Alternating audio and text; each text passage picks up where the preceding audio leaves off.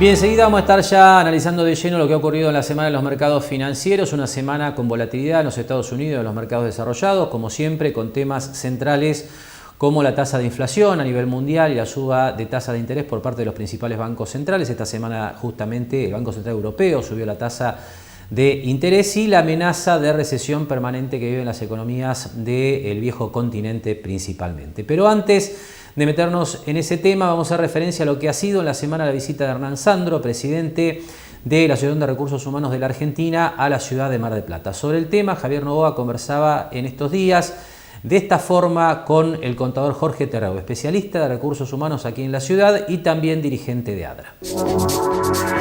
Sí, la verdad que hemos tenido el orgullo de recibir acá en la ciudad de Mar del Plata al nuevo presidente de ADRA, la Asociación de Recursos Humanos de la Argentina, quien vino a hacer una exposición muy interesante en la sede del Consejo Profesional de Ciencias Económicas, hablando de humanos itinerantes, ¿no? Un tema muy actual que sirvió no solamente para hacer su presentación, sino también para tomar contacto y conocer a los integrantes locales de la Comisión de ADRA Mar del Plata. Así que ha sido un acontecimiento importante para la comunidad de recursos humanos de la ciudad. ¿Qué quiere decir ese itinerante que me detallabas? Bueno, un poco lo que se detalló en la charla tiene que ver con que hoy en día las personas están mutando, ¿no? En todo sentido, no solamente en lo laboral, que es el enfoque principal, sino también desde lo familiar, desde lo social, que la persona sea, el término itinerante, digamos que implica o atraviesa a todos los aspectos del ser humano. Un poco el análisis de esa situación fue el motivo de la charla. Cambios que quizás se iban a dar de manera natural, pero que con la pandemia, imagino, se han acelerado notablemente. Totalmente, esto es así, uno lo podía prever, pero no imaginaba la velocidad que alcanzó, ¿no? Parte de estos cambios tienen que ver con lo que en el mundo se conoce como la gran renuncia, que es el hecho de que la gente huye de sus trabajos para dedicar los trabajos convencionales o tradicionales para dedicarse a otro tipo de actividades o hacer simplemente lo que le gusta y disfruta. Qué importante para Mar del Plata que sucedan estos eventos, que estas personas destacadas elijan Mar del Plata para comenzar su trabajo, ¿no? La verdad que sí, la verdad que es muy importante y también atendiendo a la realidad del mercado laboral de Mar del Plata y a la concentración de empresas ávidas de poder tener una mejor gestión en lo que refiere al capital humano. Bueno, justamente nombrás cómo es la situación actual de Mar del Plata, qué se está destacando, qué es lo que están viendo.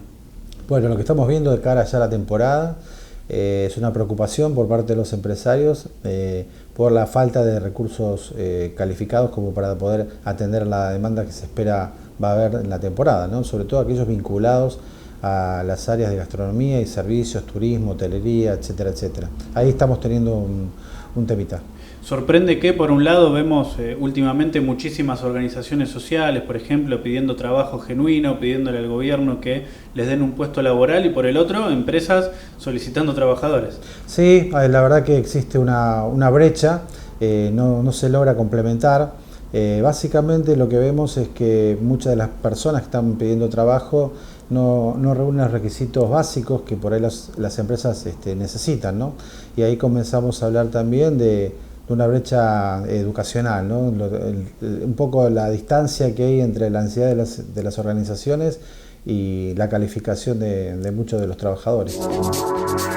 Y así analizaba el contador Jorge Terreu además la situación laboral aquí en la ciudad de Mar del Plata, donde aparece permanentemente este tema, ¿no? Cada vez que se dinamiza la búsqueda de trabajadores, el problema de gente calificada, que es la principal restricción al crecimiento sostenido, al desarrollo que hoy están teniendo los emprendimientos en nuestro medio. Pero se viene nuevamente el Congreso Regional de ADRA, esto va a ser el próximo 19 de octubre. De esta manera Jorge Terreu le daba los detalles a Javier Novoa. Mirá, yo creo que son esfuerzos sectoriales, empresariales o individuales de cada empresa, porque no hay un plan, digamos, específico general de capacitación. Quien encuentra un recurso, bueno, trata de poder capacitarlo, de poder incorporarlo a su actividad, aunque sea con poca experiencia o poco conocimiento de la misma. En ese marco de analizar cómo está la actualidad, de ver qué se necesita, de qué manera se avanza, vienen dos congresos muy importantes. Sí, vamos a renovar en esta oportunidad el Congreso Regional de ADRA, vamos a retomarlo, que se va a llevar o va a tener lugar el día 19 de octubre a partir de las 2 de la tarde. Bueno, va a ser un congreso un tanto original en cuanto a su temática. Ya hemos hablado en otras oportunidades del impacto de la tecnología, hemos hablado de las emociones, y en este caso uno de los ejes centrales tiene que ver con la diversidad y la inclusión, ¿no? Es otro tema que atraviesa a toda la sociedad, inclusive en el aspecto laboral.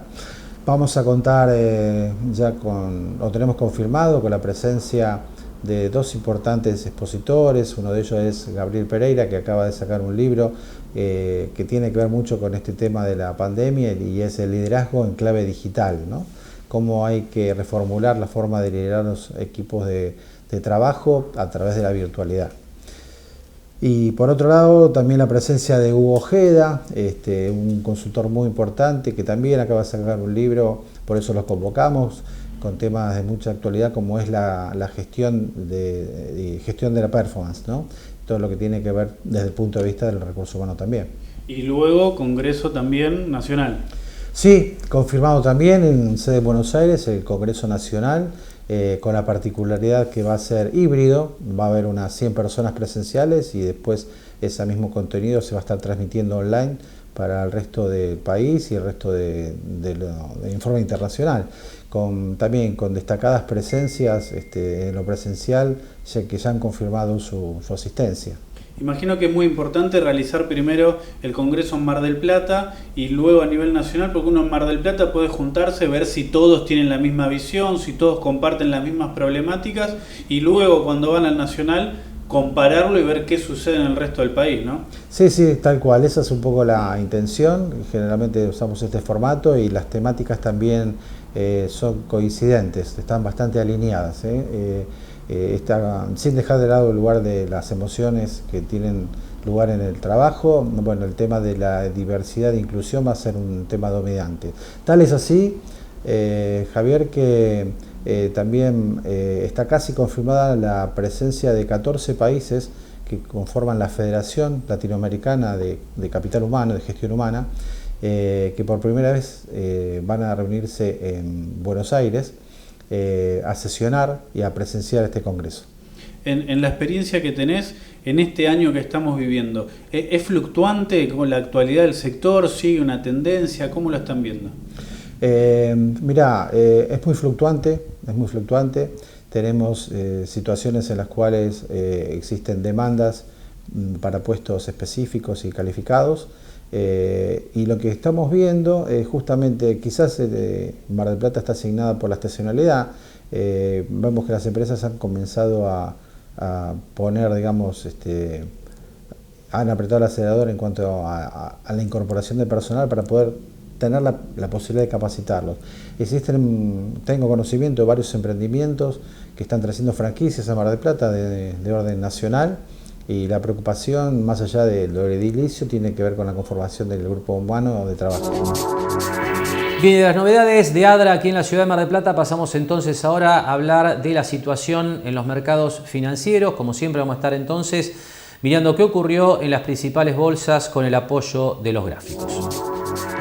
Y comenzamos con la tasa de los bonos a 10 años en los Estados Unidos. Esta semana hay algunos movimientos entre las distintas variables que se repasan semana a semana, que no muestra el mismo comportamiento que veníamos viendo. En este primer lugar le mostramos entonces la tasa de los bonos a 10 años, que vuelve a intentar superar este nivel máximo que habíamos visto en el cierre del año 2018. Se ubica ya otra vez muy cerca la tasa del bono americano del máximo que había alcanzado allá por mitad de junio, cuando el mercado accionario hizo piso, lo que es habitualmente un movimiento que termina perjudicando a los activos de riesgo como las acciones. Lo que cambió esta semana, entre otras variables, tiene que ver con que esa suba de la tasa de interés en los Estados Unidos tuvo paralelamente una baja en el dólar estadounidense. Habitualmente la suba de la tasa fortalece al dólar. Esto no ocurrió así esta semana. Tenemos una baja para el dólar americano de 0,58%.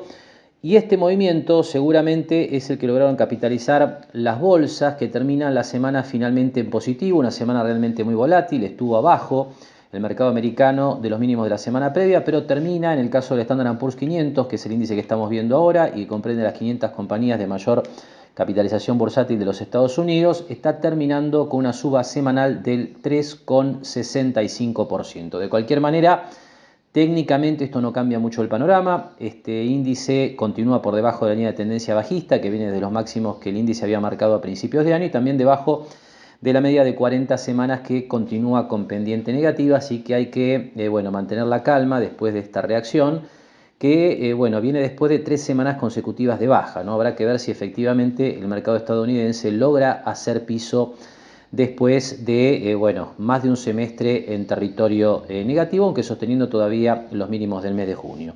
En el caso del índice Nasdaq tenemos un comportamiento similar.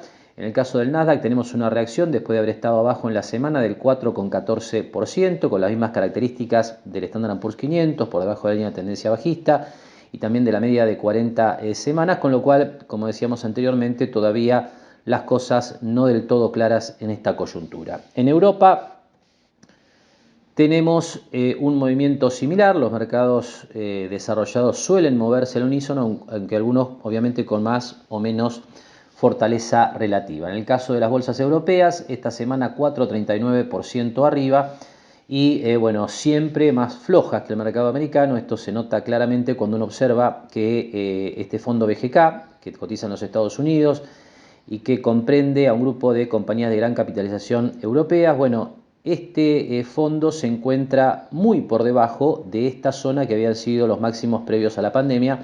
Obviamente en esto también está jugando el rol del euro, que se ha debilitado sensiblemente contra el dólar en los últimos meses. Ya pasando a América Latina, tenemos que el ILF, este fondo que cotiza en Estados Unidos, termina la semana en terreno positivo, 2,13%. Habrá que ver cómo siguen las bolsas latinoamericanas, que se venían mostrando bastante más sólidas que la de los mercados desarrollados. Se han consolidado en las últimas 4 semanas, cuando los mercados desarrollados mostraron bajas relativamente importantes. Así que mejor comportamiento relativo de las bolsas de la región. Y finalmente la situación del Merval en dólares, que es la que vemos a continuación, que tuvo otra semana realmente muy buena en términos de reacción de las acciones argentinas. Aquí lo que tenemos es una suba semanal del 7,32% para un índice Merval en dólares que, si uno observa el desarrollo de los movimientos, ha logrado superar finalmente esta zona que había resultado techo en 3 oportunidades desde los mínimos de la pandemia del año 2020, con lo cual realmente hay un logro técnico importante en estos días en la bolsa argentina. Que uno lo que tiene que decir básicamente es que esto tiene que ver y mucho con lo que ha sido el desarrollo de YPF, con una suba de más del 130% en las últimas semanas. Es realmente vertical el comportamiento de la petrolera argentina, obviamente desde niveles muy deprimidos. Aquí lo que hay que tener en cuenta es que las petroleras en muchos casos se encuentran cotizando en máximos históricos. Hablamos de las petroleras de los países desarrollados, del mercado americano, por ejemplo, y a YPF la tenemos cotizando en $7 después de haber alcanzado un máximo allá por el año 2015 arriba de los $40, ¿no? Que es algo que acá tenemos un máximo por arriba de los $40. Más adelante, si uno va más hacia atrás, tenemos inclusive un máximo en la zona de $55. Con lo cual, claramente la reacción de YPF tiene que ver con un mercado argentino que venía muy deprimido. Es un rebote de niveles muy bajos, así que habrá que ver si efectivamente el mercado local logra revertir finalmente la tendencia bajista que viene en curso desde principios del año 2018. Así queda entonces el panorama de la semana en los principales mercados que habitualmente repasamos. Y antes de ir a la última pausa aquí en Mercados y Empresas, compartimos la información que tiene que ver con el nuevo curso para inversores bursátiles que estamos iniciando en los próximos días en Mar del Plata Bursátil. Esto forma parte de una actividad de la Fundación Bolsa de Comercio de Mar del Plata, que intenta difundir cómo invertir en los principales instrumentos que hay disponibles en el circuito bursátil argentino. Estamos hablando de 10 reuniones semanales a través de doble modalidad, presencial y virtual. Para aquellos interesados, les dejamos una dirección de correo electrónico: cursos@mdpbursatil.com.ar, o un teléfono que es 223-504-8884. Ahora sí, última pausa y enseguida compartimos la habitual charla semanal con la contadora Adriana Figliolo, gerente de Mar del Plata Bursátil.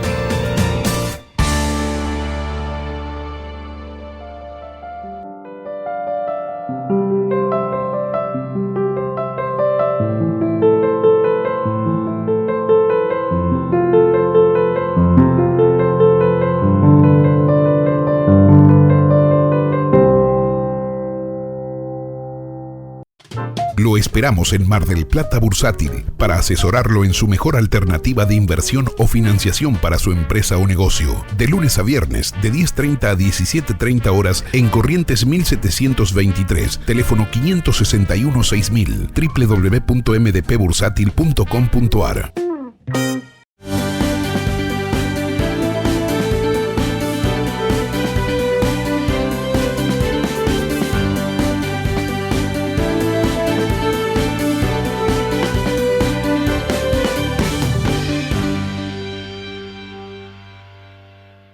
Los pluviales no producen basura.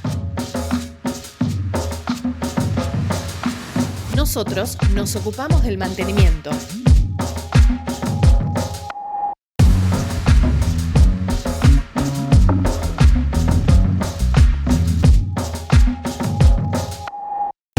¿Vos hacés tu parte?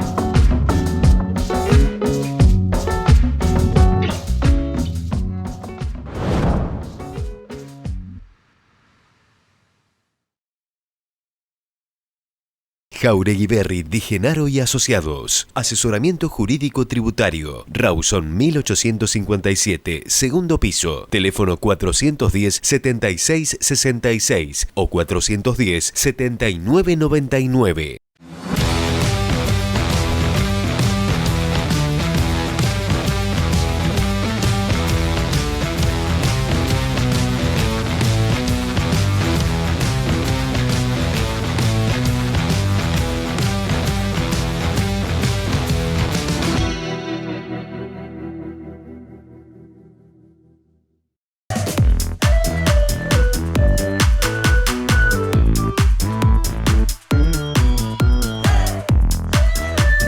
Personal. Si querés conectar tus cámaras exteriores de seguridad al COM, ingresá a mgp.gov.ar/cámarascom. Municipalidad de General Pueyrredón.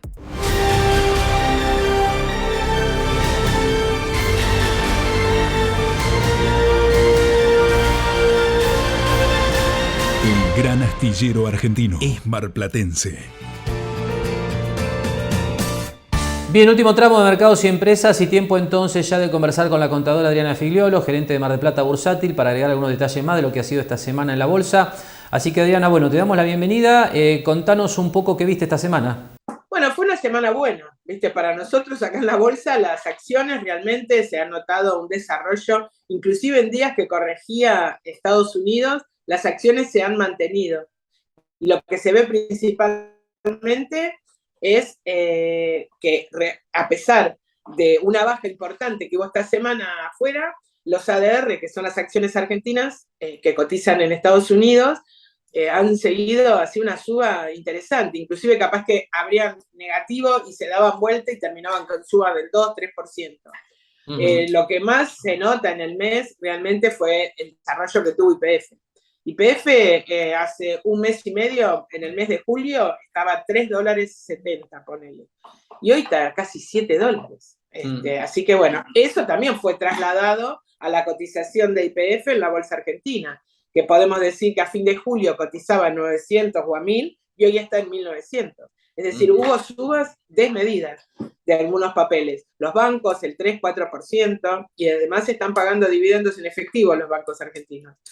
Así que bueno, las acciones, claro, hay que ver que estaban realmente en el piso todo lo que es acción argentina.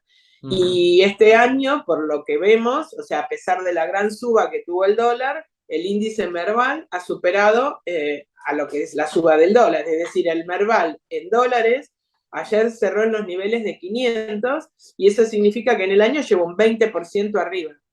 Es decir, que, y eso que fue un año que el dólar es un factor importante el desarrollo que tuvo.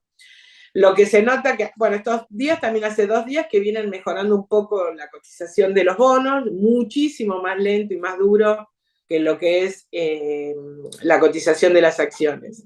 Y también lo que se ve es que cuando vos ves el tramo de los bonos, es decir, todo el riesgo principal está en el bono de corto plazo. Entonces, el AL30, que empieza a amortizar en el 2024, te da una tasa de retorno del 42-45%, mientras que los bonos a largo, como son el 41-46%, el retorno está en el 20 y pico por ciento. Quiere decir que el riesgo lo ven más en el corto plazo. Así que bueno, eso se nota y realmente es lo que más te trae intranquilidad en cuanto a la renegociación, si va a haber renegociación nuevamente de esta deuda que ya viene renegociada de la era de Guzmán en el 2020. Eso te trae un poquito de intranquilidad. Pero bueno, por eso también la gente, yo creo que no hay grandes inversores, que nosotros no vemos, por lo menos acá en nuestro público, gente que esté interesada en comprar el bono y quedarse con el bono. Eso, la gente, los que compran el bono, realmente lo que vienen es hacerse del dólar MEP, que esta semana, por cierto, bajó bastante y estamos en niveles de 2,70 y pico nuevamente, 2,72, 2,73. También el contado con liquidación de los famosos 350 que llegó en plena locura. Bueno, hoy estamos hablando, el contado con liqui aproximadamente está en 2,80, 2,90, pero realmente está muchísimo más tranquilo el mercado, porque bueno, sabemos que han cambiado el método de liquidación y están entrando dólares al central, y bueno, todo eso trae una mejora, y esta suba de los bonos ha traído una achique del riesgo país de niveles, igual estamos arriba de 2.300, pero es un poco, o sea, trae un poco de tranquilidad en el mercado. Seguro. Ese sería el panorama. Bien, Adriana, la consulta natural que surge es, cuando hablamos de esta recuperación tan fuerte que han tenido las acciones argentinas, principalmente YPF, ¿esto se nota o está acompañado por aumento de volumen? Porque siempre decimos que se opera mucho más en CEDAR que en acciones argentinas. ¿Mejoraron algo las acciones argentinas en términos de volumen, no de precio? Mira, YPF hace 2 días que está operando, todos los días opera casi 2.000 millones. Es decir, la ves y capaz que el segundo papel, o bueno, por ejemplo, un CDR, Coca-Cola, que opera bastante, operó 200 y pico de millones. Entonces es notorio cuando los papeles mueven, que hay interés, el volumen aparece. Y realmente ayer, hace 2 días que me llama la atención justamente el volumen descomunal que está haciendo YPF con respecto a otros papeles, qué sé yo, Banco Galicia operó 200 millones. Entonces, creo que todo esto, o sea, no sé si en el conjunto se nota, pero sí a niveles de los papeles que ya te digo, han hecho ese movimiento como YPF, ahí sí se nota que hay un volumen fuera de lo normal. Eso, sumado a los otros papeles argentinos, sí ha aumentado el nivel operado, evidentemente. Nosotros lo vemos cuando un papel mueve, por ejemplo, los bancos, que son una fuente de recuperación, siempre cuando ves una suba afuera, arranca con los bancos. Y bueno, los bancos también, a pesar de que tienen tantos títulos, subieron todo este mes. Pero ¿qué pasa? Bueno, lo ves principalmente que la mejora viene en el volumen, justamente. Así que bueno, vamos a ver qué pasa de acá a fin de año y si también se recupera un poco Estados Unidos, ¿no? Porque también la bolsa de Estados Unidos pueden seguir subiendo la tasa y si controlan la inflación, hay que recordar que hay muchos índices que están un 15, 20, 25% abajo en el año. Así que a lo mejor en el segundo semestre también se ve una mejora de la bolsa de Estados Unidos y con eso lo de los CDRs, ¿no? Así que bueno, tenemos que esperar a ver qué pasa. Seguro.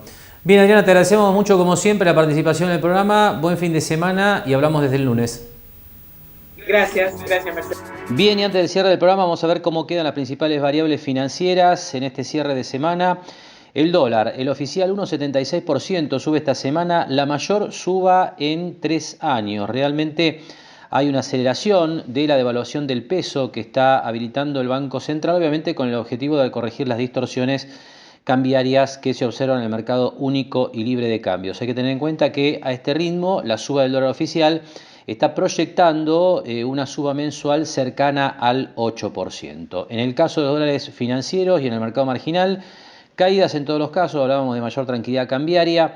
Y bueno, el MEP cae 3,42% a 2,71,40, el contado con liquidación 2,72% a 2,80,90 y el Blue 3,86% a 274 pesos por dólar. En el mercado de bonos, recuperaciones, no de la magnitud que veíamos en el mercado accionario, esto lo conversábamos con Adrián anteriormente, pero al menos los bonos han dejado de caer y están teniendo recuperaciones diría que continuadas, aunque moderadas. Ahí tenemos subas promedio del 3,5% para los principales títulos en dólares con legislación local. Y por último, sin lugar a dudas, el dato de la semana, la recuperación de las reservas internacionales del Banco Central. Decíamos, se aceleraron las liquidaciones de soja a partir de la introducción del dólar soja, obviamente con todas las cuestiones que hay que tener en cuenta y que comentábamos ya en la apertura del programa, pero el balance de esta semana arroja un saldo positivo para el Banco Central después de 2 meses consecutivos de caídas realmente importantes, con lo cual, bueno, esta primera semana del mes de septiembre termina con 866 millones de dólares de recuperación